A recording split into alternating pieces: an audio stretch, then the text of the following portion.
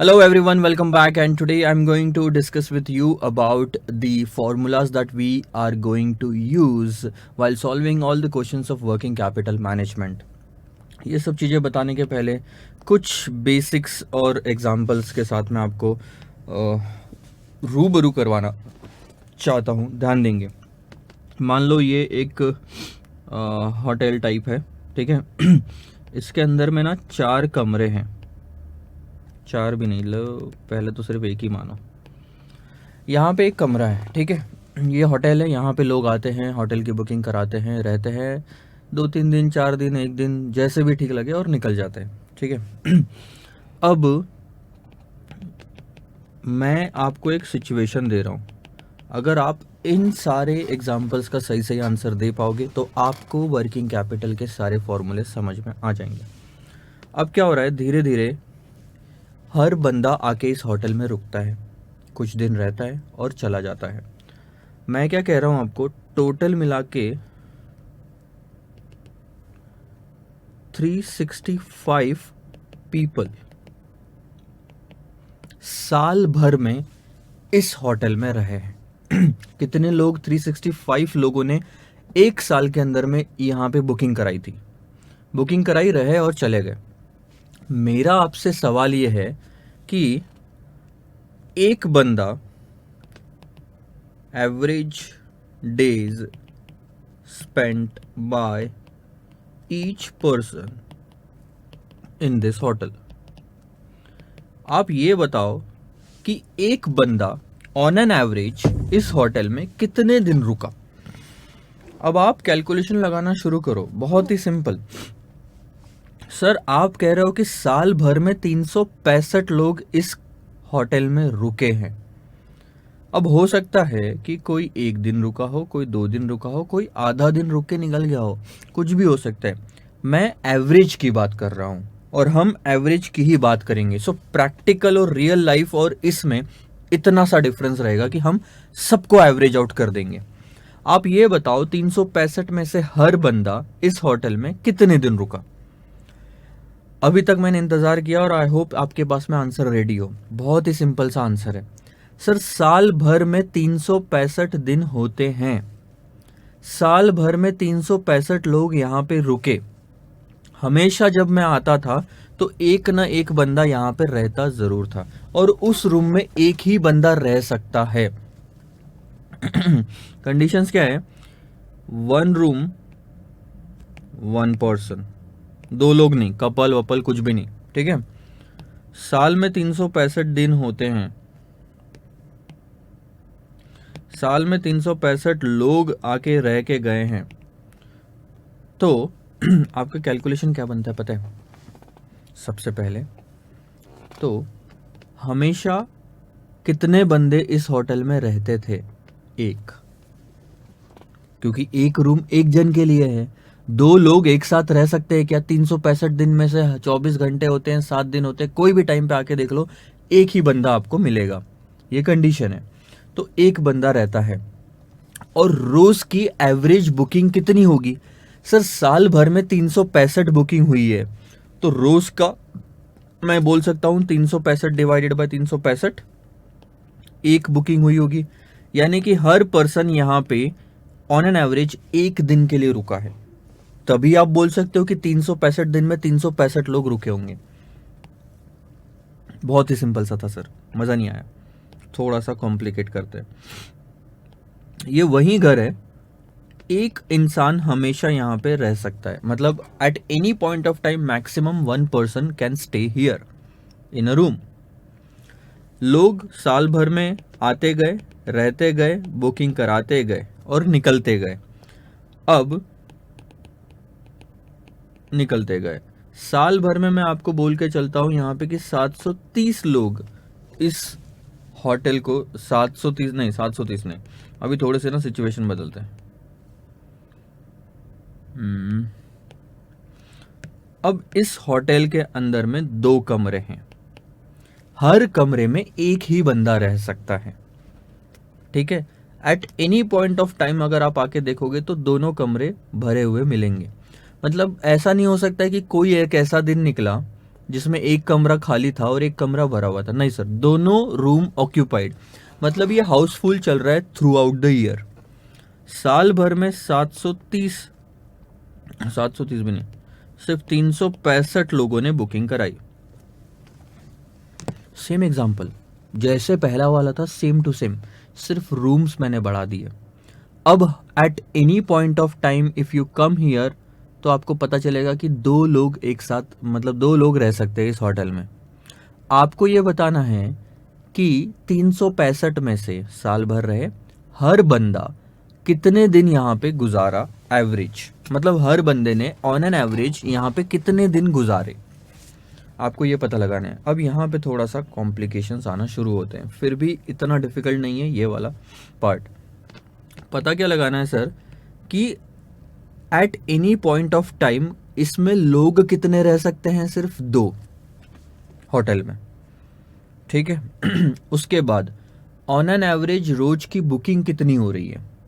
रोज की बुकिंग पहले भी तो ये लिया था ना मैंने, ऑन एन एवरेज डिनोमिनेटर में रोज की बुकिंग कितनी हो रही है? सर 365 दिन होते हैं, 365 लोगों ने बुकिंग कराई तो रोज की बुकिंग 1 हो गई, यानी कि हर पर्सन यहाँ पे 2 दिन रुक सकता है।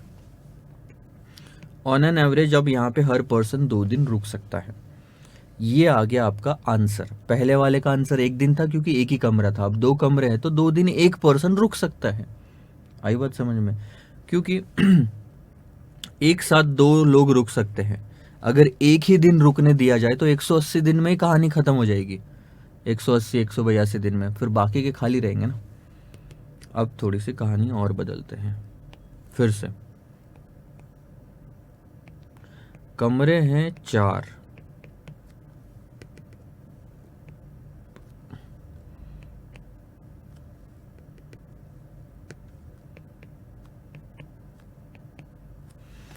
एक साथ किसी भी समय अगर आप आके देखेंगे हर कमरे में 1 पर्सन, और ज़्यादा से ज़्यादा इस होटल में किसी भी दिन 4 लोग रुक सकते हैं, ठीक है। ठीक है, लोग बुकिंग करा रहे हैं, आ रहे हैं, जा रहे हैं, बुकिंग करा रहे हैं, ठीक है। 1 सेकंड ना।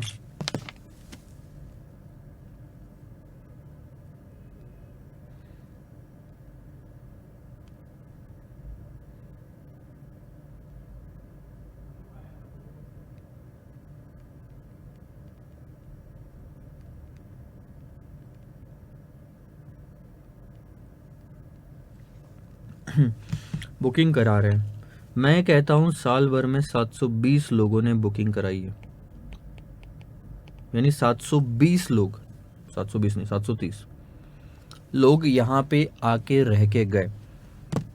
क्वेश्चन क्लियर रखो माइंड में। सर साल भर में 730 लोग रह के गए, एक साथ इस कमरे में मैक्सिमम 4 रूम है, हर रूम में एक ही जन रह सकता है। At any point of time 4 लोग यहाँ पे दिखते हैं, यानी हाउसफुल चल रहा है, हाउसफुल चल रहा है। आप इस सवाल का जवाब दो कि हर पर्सन यहाँ पे कितने दिन रुका, ऑन एन एवरेज एक बंदा यहाँ पे कितने दिन रुका। सिंपल सा लॉजिक लगाओ, कोई फॉर्मूला नहीं है इस चीज का। 730 बुकिंग, ठीक है, 4 कमरे हाउसफुल, एक बंदा कितने दिन के लिए यहाँ पे बुकिंग कराता है ऑन एन एवरेज। अब अगर एक दिन में 4 लोग बुकिंग कराते हैं, ध्यान देना, और सिर्फ एक ही दिन रहते हैं, तो आप सिंपल सा कैलकुलेशन लगाओगे सर 730 लोगों की बुकिंग एक साथ अगर होती है 4-4 के हिसाब से, तो कितने दिन में कहानी खत्म हो जाएगी? ये तो सिर्फ 182.5 डेज में कहानी खत्म हो जाएगी। लेकिन हमारे यहाँ लोग कितने, हमारे यहाँ तो साल 365 थे और हाउसफुल बता रहे हो सर आप, यानी कि ये एक दिन नहीं रुके, ये थोड़ा ज़्यादा रुके हैं। कैसे पता लगाओगे कि कितना ऑन एन एवरेज आता है? बहुत ही सिंपल, एक साथ मैक्सिमम लोग कितने रहे हैं यहाँ पे साल भर में? कभी भी अगर आप जाके देखते वहां पे तो कितने लोग दिखते? ज़्यादा से ज़्यादा 4, और divided by per day booking कितनी होती थी? Average people who use to enter this hotel per day, average, ठीक है। सो आप देख लो 730 बुकिंग हुई है साल भर में, 365 दिन में 730 बुकिंग, डिवाइडेड बाय 365। तो हर दिन कितनी बुकिंग होती थी? 2। यानी हर दिन कोई ना कोई 2 लोग निकलते थे, 2 लोग एंटर करते थे ऑन एन एवरेज। तो अब अगर इससे कैलकुलेशन लगा के देखो तो आपका आंसर आता है 2 डेज। यानी कि यहाँ पे हर पर्सन 2 दिन रुक के गया है, ये आंसर आता है। अब अगर ये वाला पार्ट आपके समझ में आ गया तो वर्किंग कैपिटल के सारे आपको फॉर्मूले समझ में आ जाएंगे। यहाँ पे आप अपना दिमाग खुद लगा के देखो और आगे बढ़ना नहीं जब तक ये समझ आता नहीं। इसके कई और तरीके हैं आंसर को निकालने के। एग्जाम्पल, सर 730 डिवाइडेड बाय 4 अगर आप करोगे, ठीक है तो होते हैं 182.5, ठीक है। 4 लोग एक दिन रुके तो टोटल मिला के ऐसे 182.5 डेज होते हैं। साल भर में 365 दिन होते हैं, डिवाइडेड बाय 182.5 करोगे तो भी आंसर आपका 2 दिन आता है। ऊपर में डेज, नीचे में डेज, तो आंसर भी डेज में आया, 2 टाइम्स 2 डेज, ठीक है तो कहानी आपकी बन जाती है। बट ये फॉर्मूला अभी फिलहाल आप छोड़ दो, एक ही चीज पे अटके रहो ताकि कंफ्यूजन ना बढ़े। तो आपको कुछ चीज समझ में आई क्या? आपने निकाला क्या? पर पर्सन स्टे एवरेज में, ठीक है, का फॉर्मूला क्या था कि at any point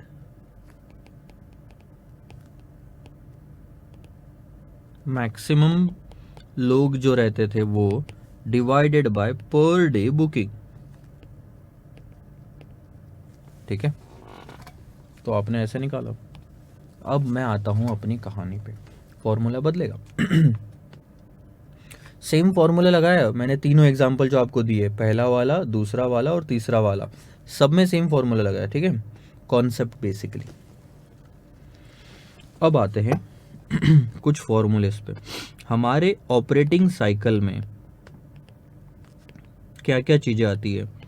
raw material, WIP, finish goods, debtors और क्रेडिटर्स, ठीक है। अब हमने ये दिन निकाले थे, अगर आपको लास्ट लेक्चर याद है तो यहाँ पे 30 दिन, 10, 20, 30 और 20 याद है आपको? हमने ऐसे कुछ कैलकुलेशन किया था और उसकी वजह से आया था हमारा 70 दिन। क्वेश्चन ये है कि सर ये डेज निकालना कैसे? रॉ मटेरियल को मैंने कितने दिन तक स्टोर करके रखा, ठीक है। सबसे पहला formula, raw material storage period, ठीक है, सेम फॉर्मूला लगेगा। फॉर्मूला क्या है सर? आप किसी भी वक्त अगर जाके देखते तो कितने लोग उस होटल में मिलते। अब मैं बोलता हूं सर मैं किसी भी वक्त अगर जाके देखूं तो मेरे स्टोर में कितना रॉ मटेरियल मिलेगा, इसका मतलब स्टॉक कितना है, average stock during the year, average stock of raw material. आप पता करो पहले कितना रॉ मटेरियल आपके पास ऑन एन एवरेज पड़ा रहता, डिवाइडेड बाय, फिर हमने फॉर्मूले में क्या लिया था सर कि पर डे बुकिंग कितनी होती है। अब रॉ मटेरियल का हम करते क्या है? रॉ मटेरियल को हम प्रोसेस करते हैं यहाँ पे, रॉ मटेरियल को आगे आप ले लो पर डे बुकिंग कितनी होती है, या आप ले लो कि पर डे कितने लोग होटल छोड़ के जाते हैं, वहां से निकल जाते हैं पर डे। तो 735 बुकिंग हुई, 730 बुकिंग हुई है, तो डिवाइडेड बाय 365 करोगे तो हर दिन 2 लोग निकल जाते हैं या 2 लोग आते हैं, कुछ भी ले सकते हो। यहाँ पे भी अगर आप लोगे ना रॉ मटेरियल स्टोरेज पीरियड में, तो पर डे मैंने कितना रॉ मटेरियल इस स्टोर से मैंने वर्क इन प्रोग्रेस में या प्रोडक्शन हाउस में भेजा। मेरे पास 5 लाख रुपए का माल रखा हुआ है ऑन एन एवरेज, और पर डे में कितना इसमें से भेजते जा रहा हूं, पर डे में कितना इसमें से भेजते जा रहा हूं, ध्यान देना। Average stock of raw material, let's say मैं जब स्टोर में जाके देखा तो मुझे पता चला 5 लाख रुपए का माल रखा हुआ है वहां पे। जस्ट इमेजिन 5 लाख रुपए का वहां पे माल रखा हुआ है। एंड यहां पे मैं लिखता हूं daily consumption of raw material. Raw material तो कंज्यूम होता है ना वर्क इन प्रोग्रेस में जब जाता है तो, और डेली उस स्टोर में से मैं थोड़ा थोड़ा सामान निकालते जा रहा हूं। अब अगर मैं डेली इसमें से 10,000 का माल निकालने लग जाऊं तो पहले दिन 10,000 निकाला, बैलेंस कितना बचा? 4,90,000। दूसरे दिन 10,000 निकाला, बैलेंस बचा 4,80,000। ऐसे कर करके धीरे धीरे कम होएगा। कितने दिन लगेंगे उस स्टॉक को खत्म होने में? कितने दिन तक वो रॉ मटेरियल उस स्टोर में रहता है? मैंने यही सवाल पूछा था। कितने दिन तक हर पर्सन यहाँ पे रहता है होटल में? कितने दिन तक रॉ मटेरियल इस स्टोर में रहता है? 5 लाख रुपए का स्टोरेज, हर दिन 10-10 हज़ार निकालते जाओगे तो टोटल मिला के आपको 50 दिन लगेंगे पूरे स्टॉक को खत्म करने में। यानी 50 दिन में आपका सर्कुलेट होता है। ध्यान देना, खत्म नहीं होएगा। कभी ऐसी सिचुएशन नहीं आएगी कि स्टोर में जीरो स्टॉक हो ना। 50 दिन के तक अगर आपने कुछ भी नहीं खरीदा, लाया नहीं वहां पे, तो खत्म होएगा, क्योंकि निकलता तो जा रहा है। अगर आप ध्यान से देखोगे, ये आपका स्टोर है, यहाँ पे कितने का माल रखा हुआ है? 5 लाख का। अब आप सोचो, यहाँ पे पहले दिन 10,000 माइनस हुआ, दूसरे दिन 10,000 माइनस हुआ, तीसरे दिन 10,000 माइनस हुआ। इन फिगर में कुछ भी माइनस करोगे तो वैल्यू कम होती जाएगी और एक टाइम पे जीरो भी आ सकता है। आई बात समझ में? तो 10-10 हज़ार निकलता जा रहा है, तो यहां से आना भी जरूरी है। आप सोचो, अगर आता नहीं है तो ये 5 लाख का माल खत्म होने के लिए कितने दिन लगेंगे? 5 लाख डिवाइडेड बाय 10,000, 50 दिन। तो उस रॉ मटेरियल का स्टोरेज पीरियड कितना हुआ? 50 दिन। This is called as raw material storage period. ऐसे ही आपने निकाला था वो, ये 30 दिन वाला फंडा। तो फिलहाल हम मान के चलते हैं कि यहाँ पे हम इसको 3 लाख ले लेते हैं, ठीक है, हमारे इससे मैच करने के लिए। अब बात करते हैं सर दूसरा, WIP होल्डिंग पीरियड। उसको स्टोरेज नहीं बोलते, उसको होल्डिंग पीरियड बोलते हैं। तो बहुत ही सिंपल है। WIP में एवरेज स्टॉक कितना रहता है साल भर में? कभी भी जाके देखो तो, कभी भी जाके देखो तो सर 4 लोग उस होटल में रहते थे। कभी भी जाके देखो तो सर मेरा कितने का माल पड़ा रहता था? अब मैं अगर बोलूँ आपको तो 2 लाख का माल पड़ा रहता था WIP में हमेशा। So this is average WIP का स्टॉक। अब डिनोमिनेटर में क्या निकलता है कि अच्छा, WIP से आइटम कहाँ जाता है? पहले तो ये डिसाइड करो। रॉ मटेरियल से कहाँ जाता था? प्रोडक्शन हाउस में जाता था, तो उसको बोलते थे हमने कंज्यूम किया। लेकिन यहाँ पे माल बन के फिनिश गुड्स में जाता है, तो हम बोलते हैं उसको प्रोड्यूस किया। माल बनाया, तब मशीन से निकल के, फैक्ट्री से निकल के फिनिश गुड्स वाले डिपार्टमेंट में गया। तो पर डे प्रोडक्शन कितना है? हम होटल के केस में पर डे बुकिंग ले रहे थे। पर डे यहाँ पे मैं प्रोड्यूस कितना कर रहा हूँ? WIP को प्रोड्यूस करते हैं, होटल में बुकिंग होती है। सो पर डे प्रोडक्शन कितना है?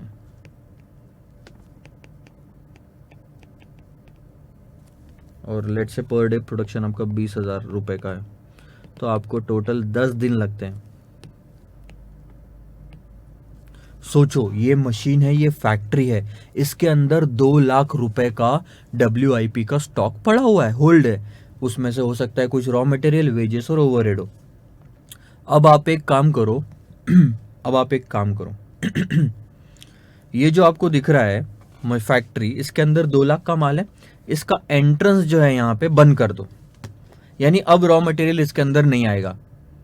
और रोज इस मशीन से 10,000 20,000 रुपए का गुड्स तैयार होके बाहर निकलते जा रहा है। 2 लाख में से 20,000 तैयार हुआ, कितना बचा? 1,80,000। दूसरे दिन और 20,000, 1,60,000, और 20,000 तीसरे दिन, 1,40,000। आप ये बताओ सर कि ये 2 लाख का जो अमाउंट इसमें पड़ा है, कितने दिन लगेंगे पूरा गुड्स तैयार होके बाहर आने में? 10 दिन। 10 दिन में सारा का सारा WIP का स्टॉक खत्म हो जाएगा, अगर एंटर कुछ नहीं किया तो WIP का स्टोरेज पीरियड कितना हुआ? होल्डिंग पीरियड कितना हुआ सर? 10 दिन का। ठीक है। तीसरी चीज, फिनिश गुड स्टोरेज पीरियड। अब WIP से उस चीज को बना के, प्रोडक्शन करके, आप उसको कहां पे भेजते हो? गुड्स को स्टोरेज में। आपका यहां पे उस वाले स्टोर में पड़ा हुआ है फिनिश गुड्स। अब आपका वहां पे फिनिश गुड्स लेट से पड़ा हुआ है तकरीबन 6 लाख रुपए का, एग्जाम्पल के तौर पे ले लो, 6 लाख का गुड्स वहां पे पड़ा हुआ है। अब आप एक काम कर दो, स्टार्टिंग का दरवाजा बंद कर दो, यानी प्रोडक्शन हाउस से कुछ बन के उधर आएगा ही नहीं, बन भी रहा होगा जो भी हो रहा होगा इधर छोड़ दो, फिनिश गुड्स का स्टोर बंद कर दो। कितना का माल पड़ा हुआ है अंदर में? 6 लाख रुपए का। अब ये माल जाता कहाँ है? रॉ मटेरियल से कंज्यूम होता है, WIP से प्रोड्यूस होता है, और प्रोडक्शन के बाद कहां जाता है? डेटर्स के पास में जाता है, यानी हमने माल बेचा। अब आप बताओ रोज का कितने रुपए का माल आप बेचते हो, ये पता लगा लो। रोज का डेली बुकिंग कितनी होती है, डेली सेल कितना होता है, कॉस्ट कितने रुपए का माल बेचा। ठीक है, सो पहले तो ये पता लगाओ कि एवरेज फिनिश गुड्स का कितना स्टॉक पड़ा हुआ है। हमने पता लगाया सर 6 लाख का। उसके बाद पता लगाओ कि daily cost of goods sold कितना आ रहा है। कॉस्ट ऑफ गुड्स सोल्ड, सिर्फ सेल्स मत लेना, प्रॉफिट ऐड नहीं करना है, क्योंकि फिनिश गुड्स को हम कॉस्ट पे दिखाते हैं। तो कितने कॉस्ट का गुड्स बेचा? हो सकता है आपने 40,000 का गुड्स बेचा हो डेटर्स को, लेकिन उसमें 10,000 का प्रॉफिट था, यानी माल तो जो पड़ा हुआ था स्टोर में वो 30,000 का था।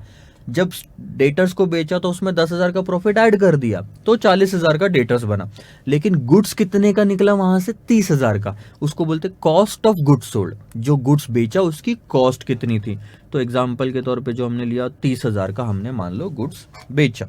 अब 6 लाख में अंदर आ तो कुछ नहीं रहा, लेट से उसमें से 30,000 पहले दिन निकला, फिर 30,000 का माल बिका, फिर 30,000 का माल बिका, फिर 30,000 का माल बिका। ऐसे करते करते आप बताओ फिनिश गुड्स को खत्म होने में कितने दिन लगेंगे?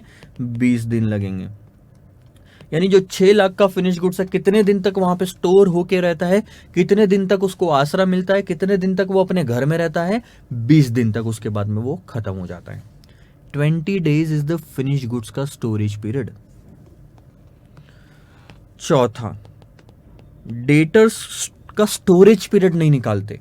डेटर्स से पैसे आते हैं, डेटर्स से हम कलेक्शन पीरियड निकालते हैं। तो इसको आप डेटर्स कलेक्शन पीरियड बोलो या रिसीवेबल्स कलेक्शन पीरियड बोलो। ठीक है, अब ये भी बहुत ही सिंपल है। एवरेज डेटर्स साल भर में आपके कितने रहते हैं? सेम फॉर्मूला, एवरेज डेटर्स साल भर में कितने रहते हैं? सर देख लो, अभी एवरेज डेटर ना मेरे साल भर में रहते हैं लेट से 5 लाख के। 5 लाख भी मत करो,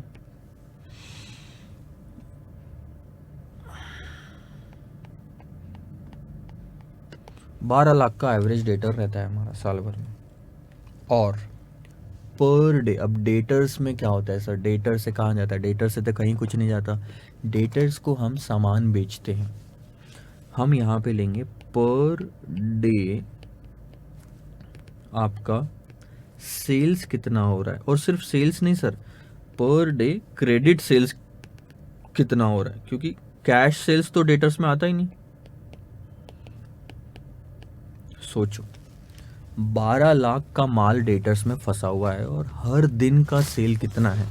जितना भी सेल करोगे वो डेटर्स में ऐड होते जाता है, जितना भी सेल करोगे डेटर्स में ऐड होते जाता है। तो 12 लाख रुपए डेटर्स में ऐड होने के लिए कितने दिन लगते हैं? अब आपने पर डे क्रेडिट सेल्स ले लिया लेट से 40,000, हर दिन का 40,000 का क्रेडिट सेल होता है। 12 लाख रुपए से ज़्यादा के डेटर्स नहीं रहते, यानी 12 लाख अचीव होने के बाद में जब 12 लाख 40,000 होता है तो पुराना 40,000 वापस आ जाता है, फिर 12 लाख वापस 40,000 होता है तो वापस पुराना 40,000 आ जाता है। तो बैलेंस डेटर में हमेशा 12 लाख रुपए का होता है। तो ये हो गया आपका 30 डेज, यानी आपको 30 दिन लगते हैं, 30 दिन लगते हैं डेटर से पैसा इकट्ठा करने में या वापस लाने में। ठीक है, इसका अगर मैं दूसरा एग्जांपल दूँ, अब इसको डायरेक्ट होटल से तो आप लिंक नहीं कर पाओगे, लेकिन अगर मैं इसका दूसरा एग्जांपल आपको दूं तो मैं क्या बोल रहा हूं, मैं हर दिन इस बॉक्स में एक चॉकलेट डालता हूं, चलो 2 चॉकलेट डालता हूं, ठीक है, ये भी छोड़ो। मैंने साल भर में 730 चॉकलेट्स इस बॉक्स के अंदर डाली, लेकिन साल भर में कभी भी अगर आके आप देखते थे, ठीक है रुको एक सेकंड ना,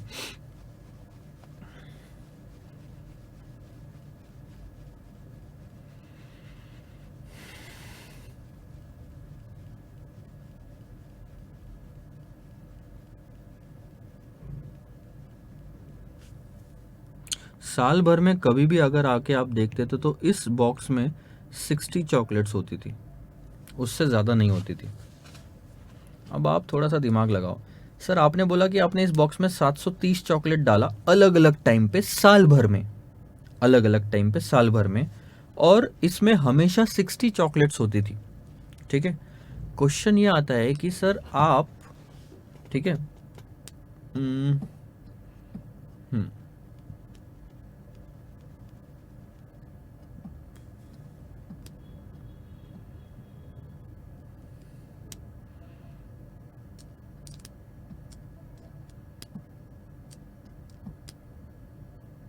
एक सेकंड होल्ड करना।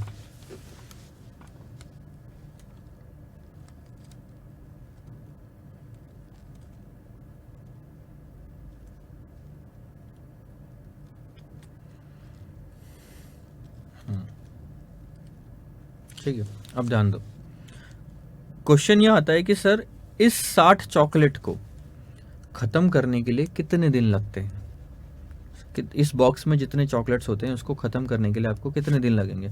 अब आप कैलकुलेशन करना शुरू करो। सर 730 चॉकलेट इसके अंदर डालिए, इसका मतलब यहाँ से कुछ निकली भी होगी, तभी इसमें 60 का बैलेंस हमेशा रहता था। अब ऊपर से चॉकलेट आती थी, नीचे से पुरानी वाली निकल जाती थी, फिर ऊपर से आती थी, नीचे से पुरानी वाली निकल जाती थी। पहले दिन जब मैंने चॉकलेट डाली तो उसमें जमा रही, मैंने नहीं खाया। दूसरे दिन डाली तो जमा रही, मैंने नहीं खाया, तभी तो 60 का बैलेंस है। एक डाला और एक निकाल लिया तो 0 का बैलेंस होता, जितनी डाला और जितनी निकाल लिया तो 0 का बैलेंस होता। लेकिन ऐसा नहीं हुआ। स्टार्टिंग के कुछ डेज ऐसे थे जिसमें मैंने डाला लेकिन निकाला कुछ नहीं। आप ये बताओ कि सर 60 चॉकलेट्स खत्म करने के लिए कितने दिन लगेंगे? उस हिसाब से अगर देखा जाए तो 730 चॉकलेट्स खाने के लिए 365 दिन में, इसका मतलब मैं हर दिन 2 चॉकलेट खाता हूँ। इसमें से हर दिन 2 चॉकलेट निकाली जाती है, यानी हर दिन 2 चॉकलेट डाली जाती है। सोचो, इस बॉक्स में हर दिन 2 चॉकलेट डाली जाएगी तो 730 होएगी साल भर में, 365 इंटू 2। और उसके बाद में हर दिन 2 चॉकलेट निकाल लो। उसके बाद में तो 2 चॉकलेट अगर हर दिन निकालोगे तो 60 चॉकलेट निकालने के लिए 30 दिन लगेंगे। वैसे ही मैंने बोला कि एवरेज डेटर हमेशा 12 लाख के थे। ठीक है, अभी मैं इसी को अगर यहाँ पे बताऊँ आपको, तो एवरेज डेटर हमेशा 12 लाख के थे इसके अंदर में, बॉक्स के अंदर में। तो ये 60 यानी कि 12 लाख। ठीक है, और इसके बाद में मेरा जो सेल्स था, आप उसको ये बोल सकते हो कि, कैलकुलेट करना पड़ेगा, एक सेकंड होल्ड करना।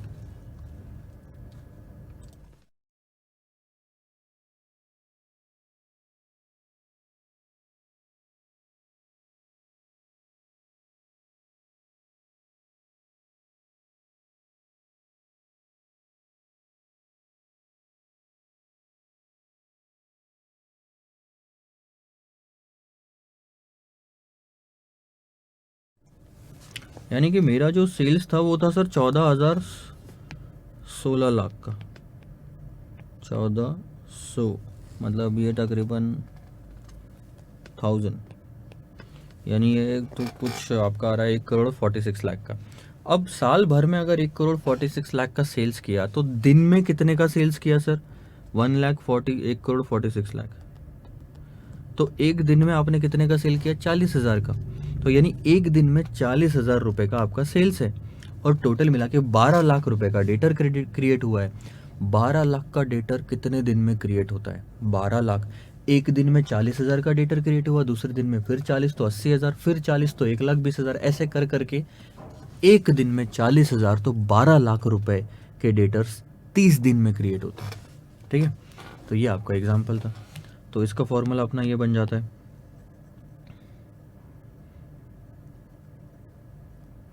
अब लास्ट वाला लेते हैं अपन, 5वां, क्रेडिटर्स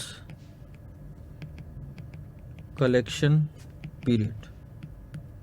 अब क्रेडिटर्स कलेक्शन पीरियड में क्या होता है? क्रेडिटर से हम सर परचेज करते हैं, माल खरीदते हैं। तो एवरेज क्रेडिटर्स कितने रहे हैं आप ये बता दो कि किसी भी इस टाइम पे हर साल जो है वो टोटल मिला के मान लो 5 लाख के क्रेडिटर्स हमेशा आपके रहते हैं। अब आपको ये बताना है सर कि आप पर डे क्रेडिटर्स कब क्रिएट होते हैं ये पता करो। जब आप माल खरीदते हो तब क्रेडिटर्स क्रिएट होते हैं। डेटर्स कब क्रिएट होते हैं? जब आप माल बेचते हो। तो आपने क्या लिया? कितने का माल हर रोज बेचा। डेटर्स में आपने ये लिया कि कितने का माल हर रोज बेचा। क्रेडिटर्स में क्या लूंगा? कितने का माल मैंने हर रोज खरीदा, पर डे क्रेडिट परचेस। कितने दिन में ये 5 लाख का क्रेडिटर्स क्रिएट हो जाएगा? अगर मेरा हर दिन का परचेस 25,000 का है तो एक दिन में 25,000, 2 दिन में 50,000, 3 दिन में 1.5 लाख, 4 दिन में 2 लाख, ऐसे कर करके, सॉरी 3 दिन में 75,000, 4 दिन में 1 लाख, 5 दिन में आपका 1,25,000, ऐसे 25,000 ऐड करके आप बताओ कितने दिन लगेंगे 5 लाख रुपए का सेल, सॉरी क्रेडिटर क्रिएट करने के लिए? 20 दिन। 20 दिन में आपका 5 लाख का क्रेडिटर क्रिएट होता है और उसके बाद 5 लाख का ही बैलेंस रहता है। इसका मतलब क्या होता है कि 21st डे क्या होगा? और 25,000 का क्रेडिटर क्रिएट होगा तो वो 5,25,000 हो जाएगा। लेकिन पहले दिन का 25,000 का क्रेडिटर का पेमेंट हम कर देंगे तो वापस 5 लाख पे आ जाएगा। यानी 21st डे क्या होता है पता है? 5 लाख में 25,000 ऐड होता है क्योंकि नया 21st डे का आपका परचेस है। लेकिन इसमें से 25,000 और माइनस हो जाता है क्योंकि आप पेमेंट कर देते हो फर्स्ट डे जो खरीदा था, क्योंकि फर्स्ट डे जो खरीदा था उसके 20 दिन कंप्लीट हो चुके हैं, अब आपको पेमेंट करना है। इसीलिए हमेशा 5 लाख का ही बैलेंस मेंटेन रहता है। So that's why it comes to 20 days. Answer जो आया आपके सारे के सारे फॉर्मूले हमने यहाँ पे डिस्कस करके रखे, ध्यान देंगे एक बार। रॉ मटेरियल स्टोरेज पीरियड अगर आप देखोगे तो average stock of raw material कितना था divided by average cost of raw material consumption per day. एक दिन में कितना कंज्यूम कर लेते हो? एक दिन में 10 रुपए का कंज्यूम करते हो तो स्टॉक अगर 100 रुपए का है तो 100 रुपए का स्टॉक कंज्यूम करने कितने दिन लगेंगे? 10 दिन लगेंगे। स्टोरेज पीरियड 10 दिन हो गया। वर्क इन प्रोग्रेस में एवरेज स्टॉक कितना है वर्क इन प्रोग्रेस का डिवाइडेड बाय कितना प्रोडक्शन कर रहे हो, cost of production per day. Raw material consume होता है, WIP से प्रोडक्शन होता है, फिनिश गुड से सेल्स होता है, सेल्स से कलेक्शन आता है और क्रेडिटर्स को पेमेंट होता है। ये सब चीजें डिनोमिनेटर में याद रखनी है आपको। फिर आता है सर फिनिश गुड्स का, तो average stock of finish goods कितना है plus cost of goods sold कितना है, दोनों में डिफरेंस देखो। ये कॉस्ट ऑफ प्रोडक्शन है, ये कॉस्ट ऑफ गुड्स सोल्ड है। उसके बाद में आता है रिसीवेबल का कलेक्शन पीरियड, तो एवरेज रिसीवेबल्स आपके कितने रहते हैं वो, प्लस आप कितना का क्रेडिट सेल करते हो रोज का। और उसके बाद में आता है सर रिसीवेबल्स का पेमेंट पीरियड, ये कलेक्शन, सॉरी ये थोड़ा सा मिस्टेक हुआ है यहाँ पे, ये डेटर्स नहीं आएगा, दिस इज पेएबल्स, ये आप ठीक कर लेना अपनी बुक में, क्रेडिटर्स, और कलेक्शन की जगह आएगा पेमेंट।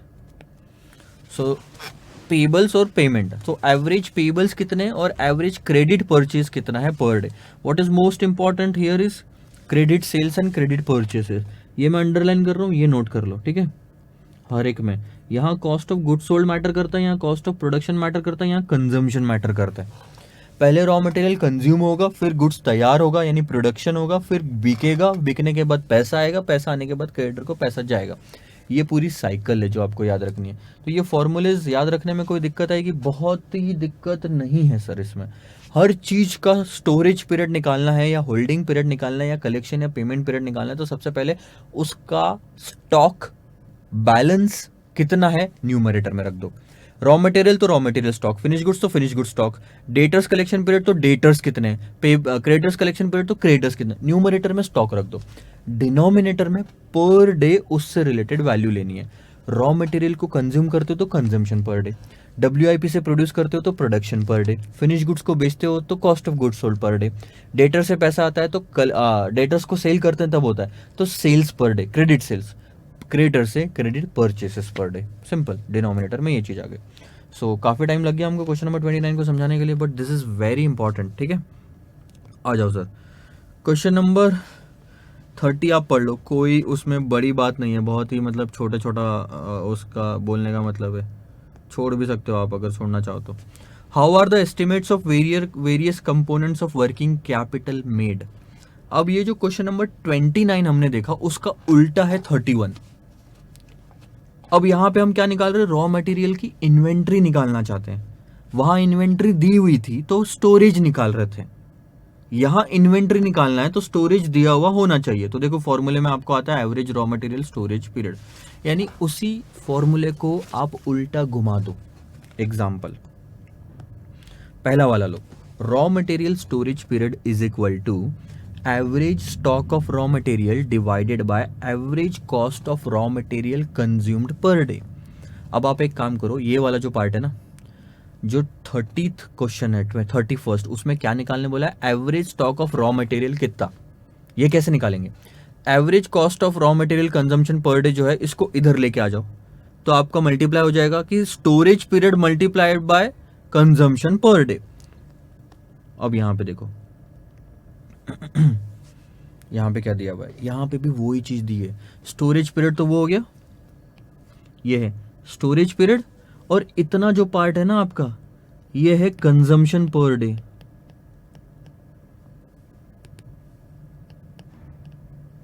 यहां एस्टिमेटेड प्रोडक्शन या फिर आप बोलो कंजम्पशन बोलो इसको यूनिट्स में, कि मैंने 100 यूनिट कंज्यूम किया और उसकी पर यूनिट कॉस्ट इतनी थी, तो साल भर में कितना कंज्यूम किया न्यूमरेटर में आ गया, डिवाइडेड बाय आपने 12 महीने या 365 दिन करना है, 365 दिन करना है इसको, ठीक है, 356 नहीं 365 डेज करना।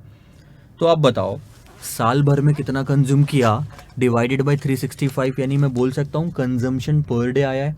यानी ये जो फॉर्मूला हमने इधर देखा, इसी में से तो average stock of raw material निकलता है। कभी मैं स्टोरेज पीरियड निकालने बोलूँ तो ये फॉर्मूला ले लेना, और स्टॉक ऑफ रॉ मटेरियल निकालने बोलूँ तो consumption per day multiplied by storage. फिर WIP में cost of production per day multiplied by WIP holding period, फिर cost of good sold per day finish good storage period, सब आ जाता है। सिंपल।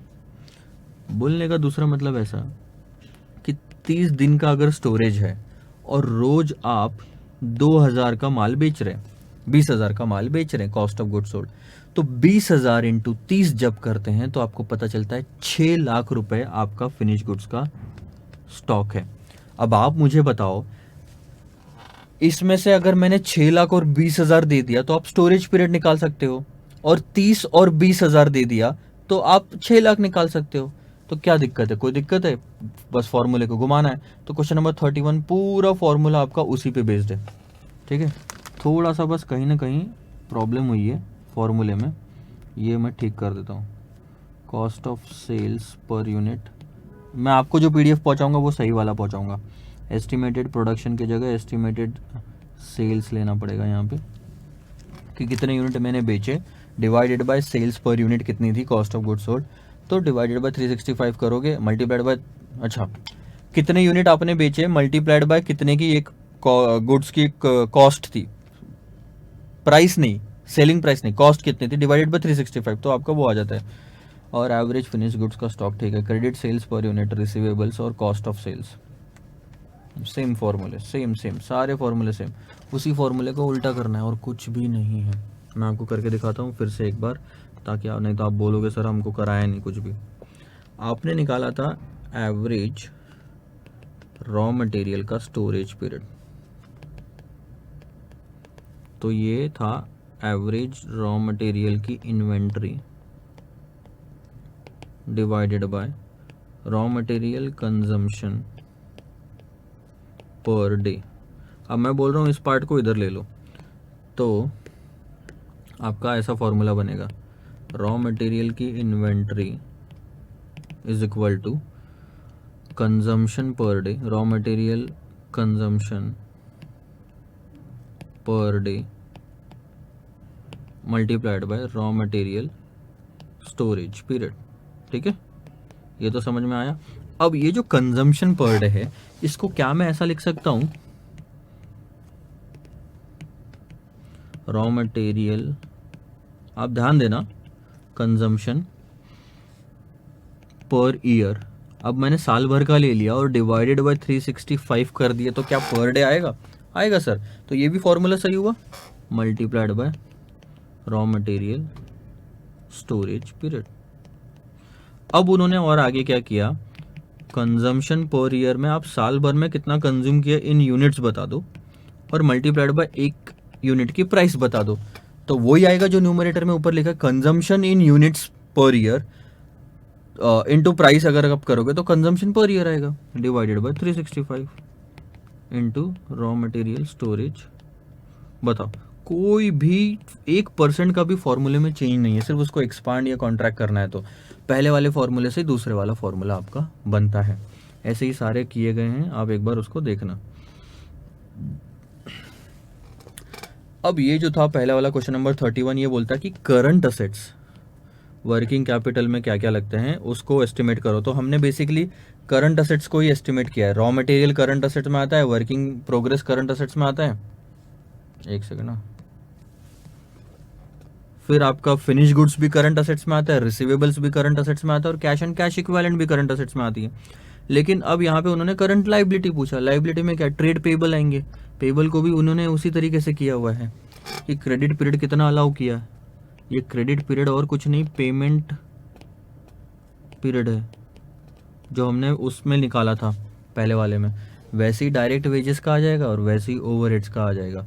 इन सब चीज़ों में हम फार्मूला जब देखेंगे तब भी, फार्मूला यानी कि जब क्वेश्चंस देखेंगे तब भी हम इन सब चीज़ों को देखेंगे। अब डायरेक्ट वेजेस और ओवरहेड जो होते हैं ये खर्चे हैं आपके।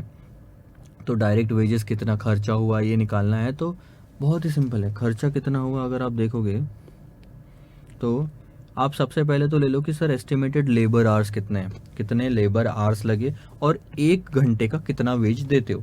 साल भर में अगर आपको 500 घंटे का आपने काम करवाया, 1 घंटे के 10 रुपये देते हो, तो वो आ जाते हैं 5,000 रुपये। और 5,000 रुपये को जब आप 365 से डिवाइड करते हो तो एक दिन का लेबर आ जाता है। अब ये पूरा प्रोसीजर 1 दिन का हो गया। 1 दिन की कॉस्ट को आप मल्टीप्लाई करोगे कि कितना टाइम डायरेक्ट वेजेस जो है आप कितना टाइम का स्टोरेज करके रखते हो, मतलब कितना टाइम का आउटस्टैंडिंग होता है, बैलेंस शीट में दिखता है।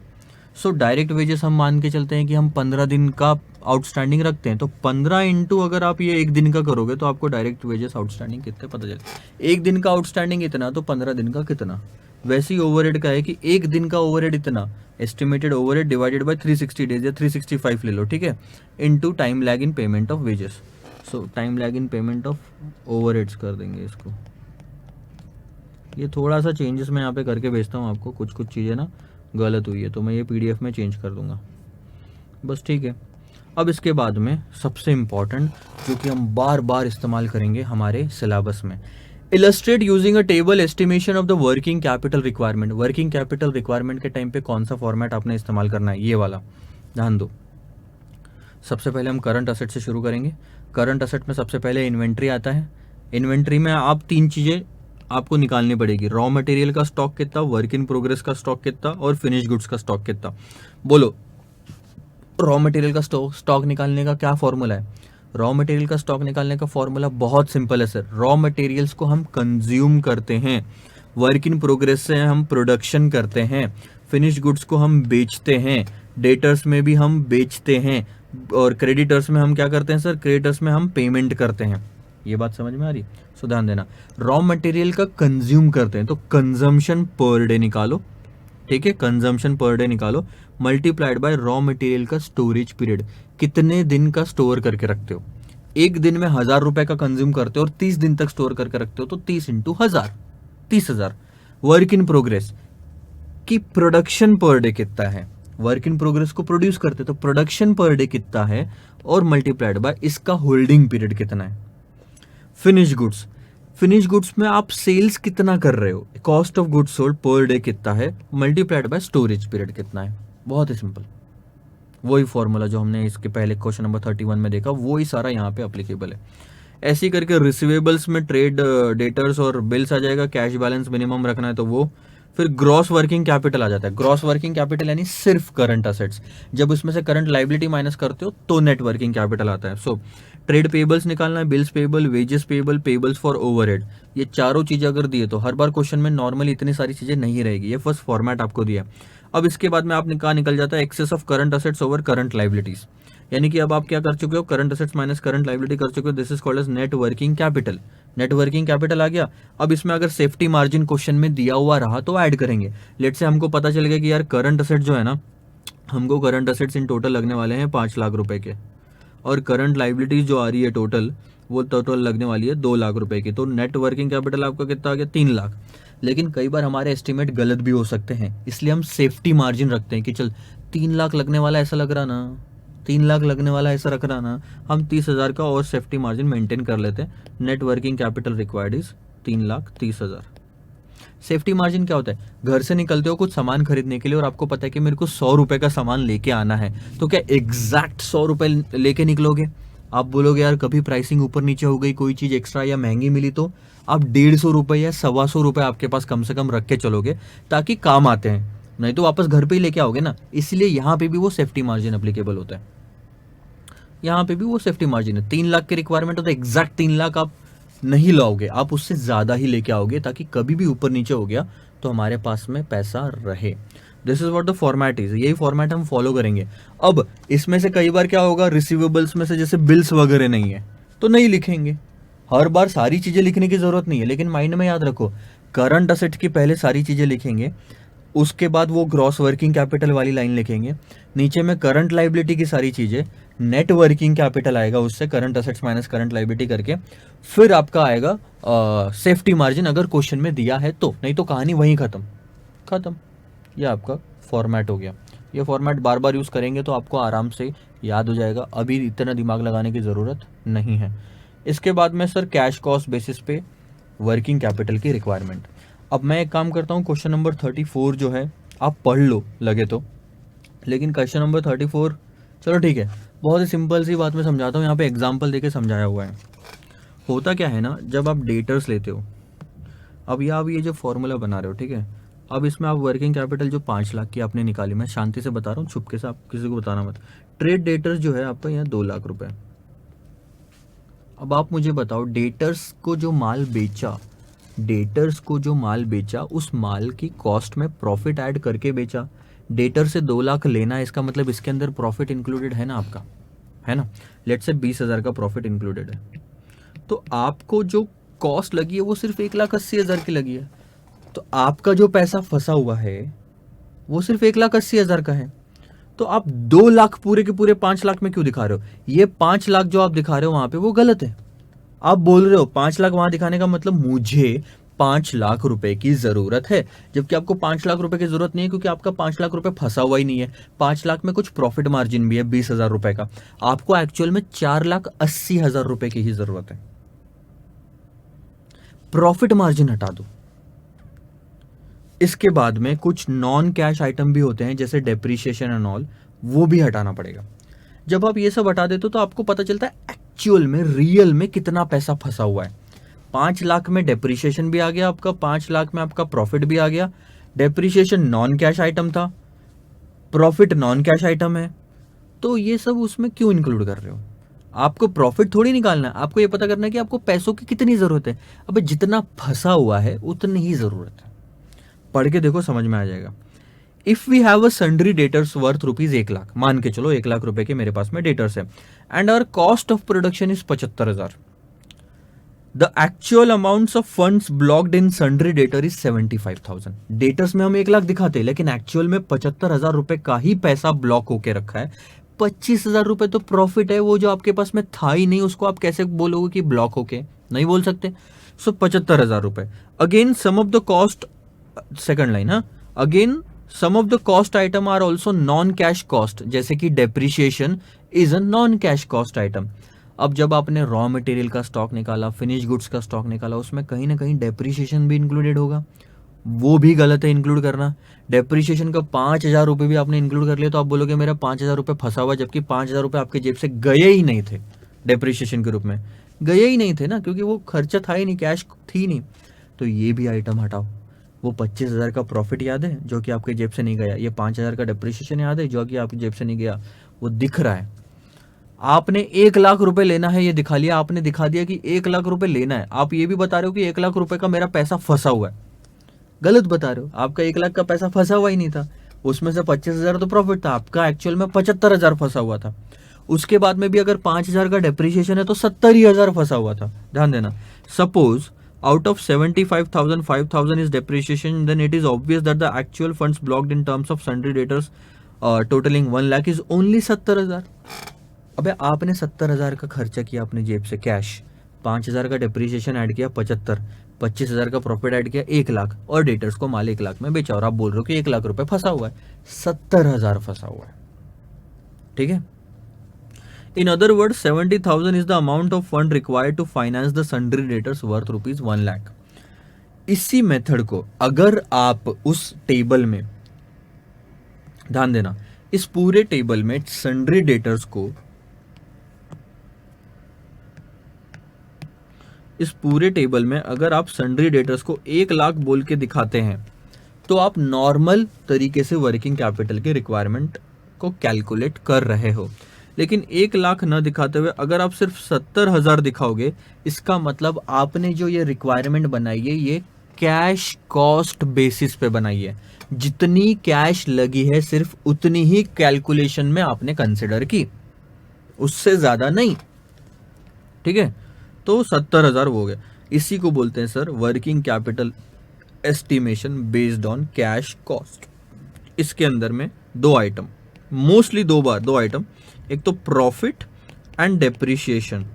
और याद मत करो, डेप्रिसिएशन का बोलने का मतलब मेरा ये है कि non cash item, non cash item जो भी इंक्लूडेड है सब हटा दो, तो जो रिक्वायरमेंट आपकी आएगी वो कम हो जाएगी अब, और उसको बोलते हैं कैश कॉस्ट बेसिस पे। वो ज्यादा अप्रोप्रिएट मेथड है। डेटर्स वाला पूरा दिखाना, 1 लाख दिखाना इस गलत, बट 70,000 दिखाना इस सही। क्वेश्चन हमको जब तक कैश कॉस्ट बेसिस पे नहीं बोलता तब तक हम नॉर्मल तरीके से ही दिखाएंगे। आगे जब मैं सॉल्व करूंगा तब आपको समझाऊंगा। अब इसके बाद में यहाँ पे आता है कि दूसरा एक नया कॉन्सेप्ट, देखो ध्यान से, थोड़ा सा माइंड खाली कर लो और एक आखिरी कॉन्सेप्ट बचा है, या ध्यान दो।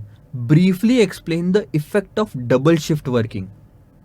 यार दिन में 8 घंटे की शिफ्ट होती है, अगर हमने डबल शिफ्ट लगा दी जो रियल लाइफ में होती है, पेपर मिल और कई सारे मिल्स में जाके देखना 3-3 शिफ्ट में लोग काम करते हैं, 24 घंटे मशीनें शुरू रहती है।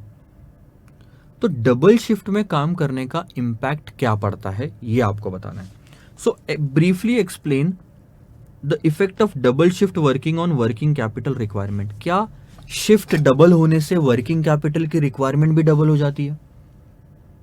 अब आपने वर्किंग कैपिटल की रिक्वायरमेंट निकाला 10 लाख रुपए, अगले साल से 2 शिफ्ट में काम करना शुरू कर दिया, यानी रेवेन्यू भी डबल हो जाएगा। अब आपका 5 करोड़ का रेवेन्यू था, अब 10 करोड़ का रेवेन्यू हो जाएगा अगर डबल शिफ्ट है तो क्या जो 1 लाख की वर्किंग कैपिटल थी अब वो भी 2 लाख हो जाएगी, यानी सब डबल हो जाएगा? नहीं, इसमें जो लिखा हुआ है वो चीज समझा रहा हूं। वर्किंग कैपिटल की रिक्वायरमेंट डबल नहीं होती शिफ्ट डबल करने से, भले ही सेल्स डबल हो जाए, वर्किंग कैपिटल की रिक्वायरमेंट डबल नहीं होती। क्योंकि आज WIP में जो माल गया था वो कल आता, प्रोडक्शन बनता ना, प्रोडक्शन होता, कल प्रोडक्शन होता नॉर्मल केस में।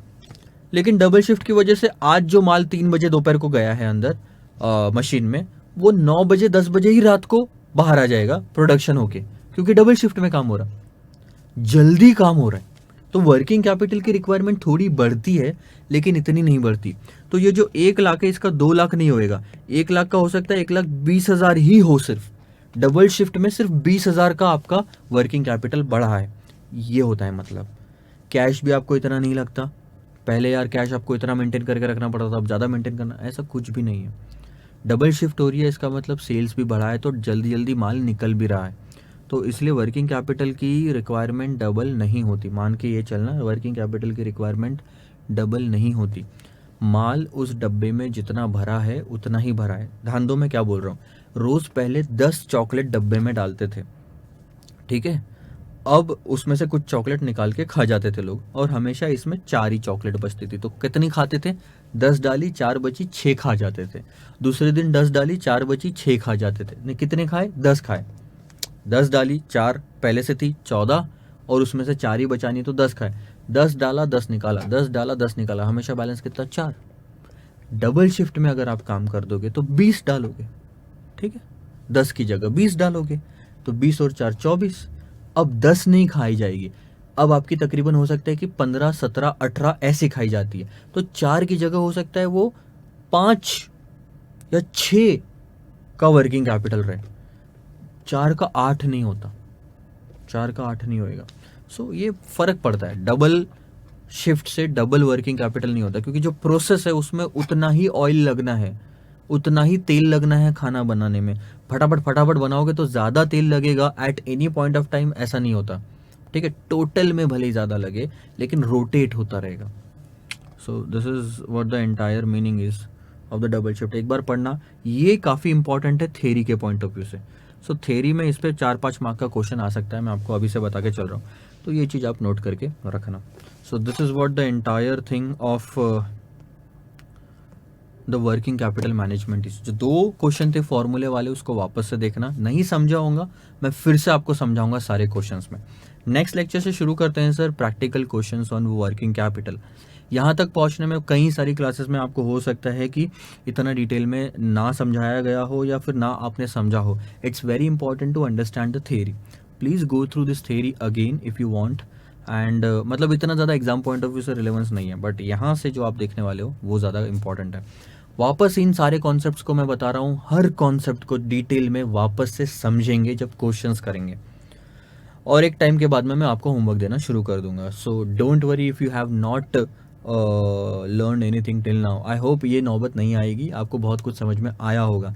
मैंने जितना भी पढ़ाया अगर आपको उसका 40% भी समझ में आ गया यहाँ तक तो बिंदास रहिए, मैं इतना ही एक्सपेक्ट कर रहा था.